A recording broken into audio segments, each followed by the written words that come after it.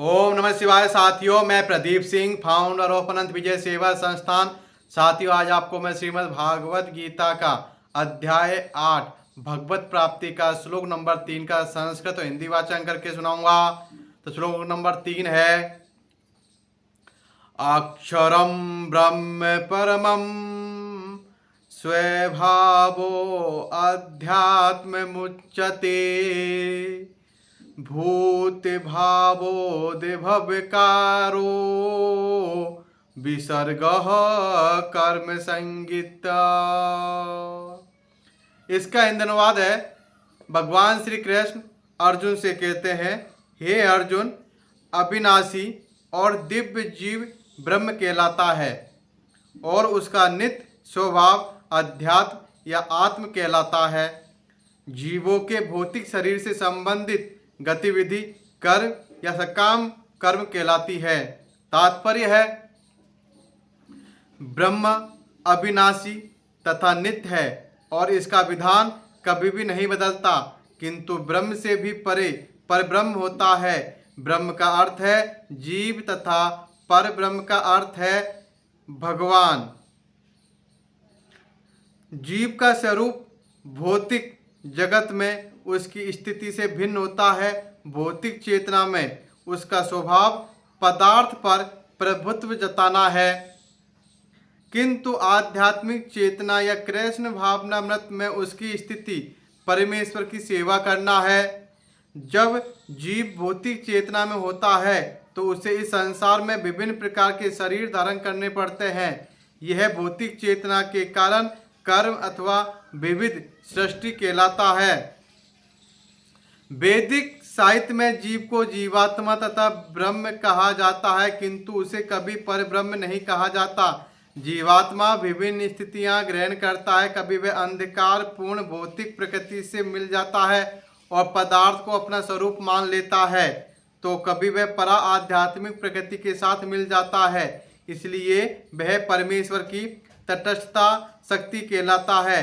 भौतिक या आध्यात्मिक प्रकृति के साथ अपनी पहचान के अनुसार ही उसे भौतिक या आध्यात्मिक शरीर प्राप्त होता है। भौतिक प्रकृति में वह 84 लाख योनियों में से कोई भी शरीर धारण कर सकता है, किंतु आध्यात्मिक प्रकृति में उसका एक ही शरीर होता है। भौतिक प्रकृति में वह अपने कर्म के अनुसार कभी मनुष्य रूप में प्रकट होता है तो कभी देवता, पशु, पक्षी आदि के रूप में प्रकट होता है।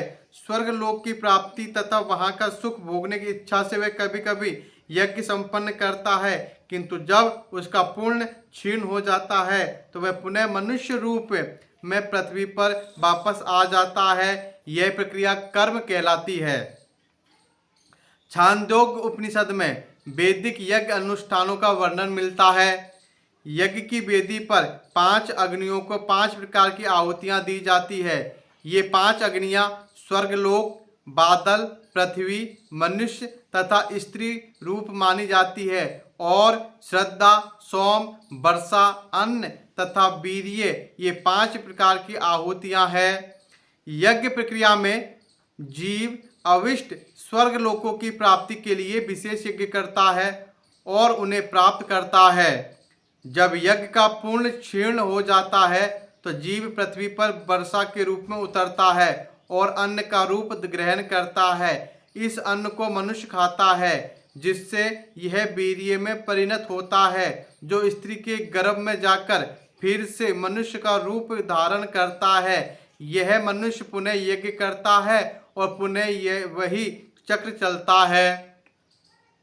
इस प्रकार जीव शाश्वत रीति से आता और जाता रहता है, किंतु कृष्ण भावना भावित पुरुष ऐसे यज्ञों से दूर रहता है। वे सीधे कृष्ण भावना अमृत ग्रहण करता है और इस प्रकार ईश्वर के पास वापस जाने की तैयारी करता है। भगवत गीता के निर्विशेषवादी भाष्यकार बिना कारण के कल्पना करते हैं कि इस जगत में ब्रह्म जीव का रूप धारण करता है और इसके समर्थन में वे गीता के 15वें अध्याय के 7वें श्लोक को उद्धृत करते हैं, किंतु इस श्लोक में भगवान जीव को मेरा शाश्वत अंश भी कहते हैं।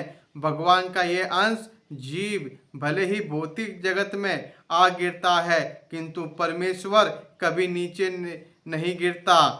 अतः यह विचार कि ब्रह्म जीव का रूप धारण करता है और ग्राह्य नहीं है, यह स्मरण रखना होगा कि वैदिक साहित्य में ब्रह्म या जीवात्मा को परब्रह्म परमेश्वर से पृथक माना जाता है। तो श्लोक नंबर 3 का संस्कृत और हिंदी वाचन यह है। कल फिर मिलेंगे श्लोक नंबर 4 के साथ। ओम नमः शिवाय साथियों, धन्यवाद।